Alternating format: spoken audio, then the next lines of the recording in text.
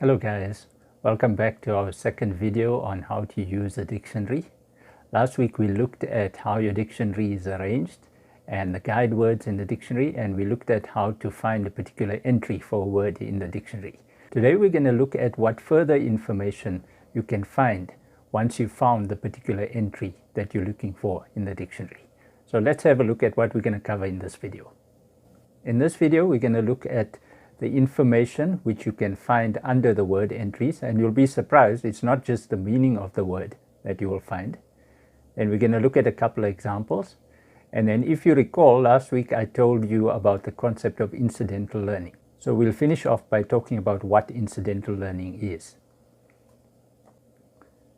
Now when you have an entry for the word, once you've found the entry for the word that you're looking for, you may think that you can only just find the meaning of the word there. But there's actually a lot more information that you can find under the word entry.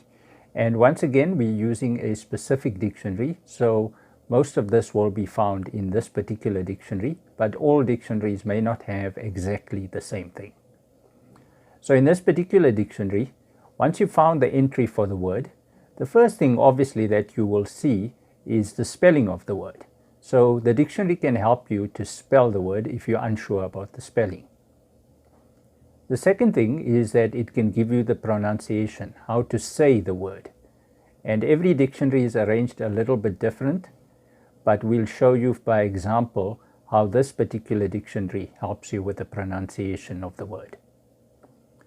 Then you also find the parts of speech. So the word might be a verb, it might be a noun, it might be an adjective, and so forth. And the dictionary will tell you what particular part of speech that word is. Next, it will show you the plural form of the word. So if the word is a singular word and if it has a plural form, the dictionary will show you what the plural form of the word is. And then of course, the thing you're looking for mostly is the meaning of the word. So the dictionary will give you the meaning of the word, and in many cases words have multiple meanings. So if there are multiple meanings, the dictionary will give you the other meanings of the words as well. Then there's the origin of the word. So if the word has a particular origin, this dictionary sometimes tells you where that word comes from. This dictionary also sometimes shows you how to use the word in a sentence, by example. And then for certain entries of words in this particular dictionary, because it's a children's dictionary, they also give you pictures or illustrations of the words. So now let's have a look at a few examples. Okay, the first example that we're going to look at is from the word that we looked at in the dictionary last week, and that is the word computer. So here you can see the word computer, and obviously you see how to spell the word. Next, you see it says say, and then it tells you how to pronounce the word. So it tells you, you can see the part here in bold, that is the part of the word that you will stress. And then it breaks it down into different syllables. So it makes it easy for you to be able to say the word. Then we see the part of speech here. In this case, the word is a noun. And then in brackets here, you can see it tells you the plural of the word. So the plural of the word computer is computers. And then thereafter you get the meaning of the word. So here's the meaning of the word: a machine that stores and organizes information for you and allows you to use the internet. And then here in this particular example, they're giving us an example of how to use the word in a sentence. So they give you an example of a sentence, which is, I'm doing my homework on a computer. And then this one also gives you the origin of the word. It tells you that this word comes from Latin origin. And then you can see here, this one has an illustration. So they give you a picture of a computer and they're showing you the different parts of the computer. Let's look at our next example. Here's an example where they get actually a lot of information about the particular word. So this word is pajamas. And then obviously you first see the spelling of the word. And then once again, they show you the pronunciation of the word. And then in this case, the word is a plural. So they just say plural there because this word is already in plural form. And then the part of speech, this word again is a noun. And then you find the meaning of the word. So it says clothes that you wear in bed. And then examples in a sentence. They're giving you 2 examples here. My pajamas are under my pillow, and she has 3 pairs of pajamas. Now look at how much more information this particular entry of this word gives you. They also give you word building. So they give you some examples here. They say you can talk about a pajama top, pajama pants, or pair of pajamas. Then they give you the origin of the word. In this case, this word has a very interesting origin. It comes from the Urdu word. And then they also tell you that Urdu is some Indian language. And then they show you the usage of the word. So we can talk about a pair of pajamas and 2 pairs of pajamas. So there's actually a lot of information that you get from this particular entry of this particular word. And let's look at our final example. And this is an example of a word that has many meanings.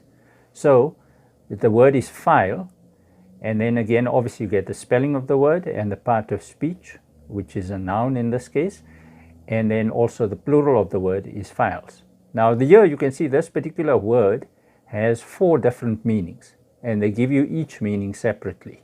Okay, so you can see how much more information you can find for a particular entry in the dictionary than just the meaning. You thought you can just find the meaning, but actually there's a lot more information that the dictionary gives you apart from just the meaning of the word. Now let's talk about the concept of incidental learning. And I hope you did some homework and you tried to ask your teacher or your parent about what incidental learning is. I didn't receive any comments, but I hope you did the homework anyway. So incidental learning, basically you can think of it maybe as accidental learning. It's when you learn something new while you were looking to learn something else. So you actually learn a second thing, or you learn something new by accident, something that you weren't actually looking to learn in the first place. So an example would be an example that we just came across in this particular dictionary. Remember when we were looking at the word pajamas, we thought we would just find the meaning of the word, but actually so many other things we learned from there. For example, we learned that the word pajamas is derived from Urdu origin. You wouldn't have been looking for that in the first place, but you managed to discover it by accident. You also may recall that it said that Urdu is an Indian language. So again, that's something that we learned by accident. We weren't actually looking to learn that. We were just looking for the meaning of the word pajamas. But we came across all those additional things just by incidental learning. Now I'm going to show you why incidental learning is useful in the case of using a physical dictionary over Googling the word. When you use Google or some sort of internet search, the minute you type in the word that you're looking for, it takes you straight to the meaning of the word.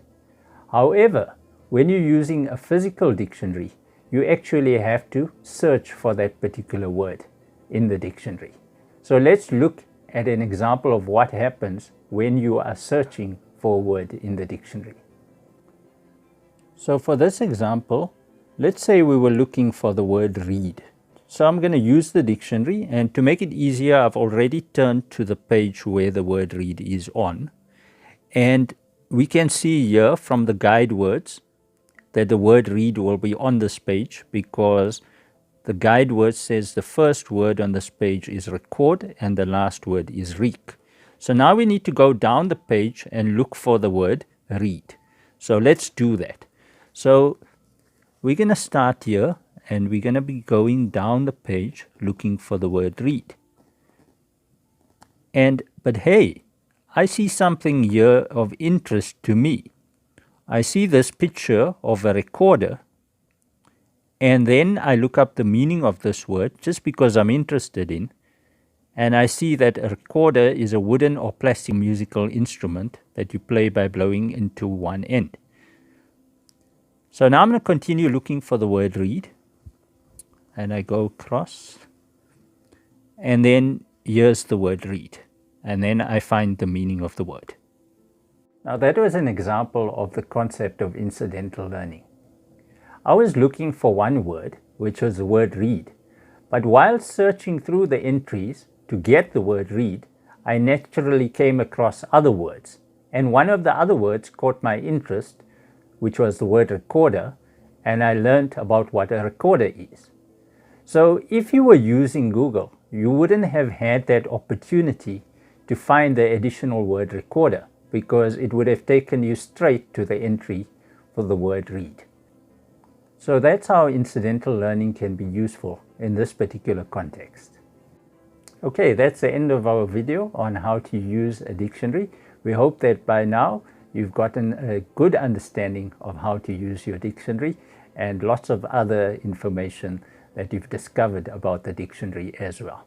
If there's anything you still don't understand, please leave a comment below or contact us and we'll try and help you. Till next time, goodbye.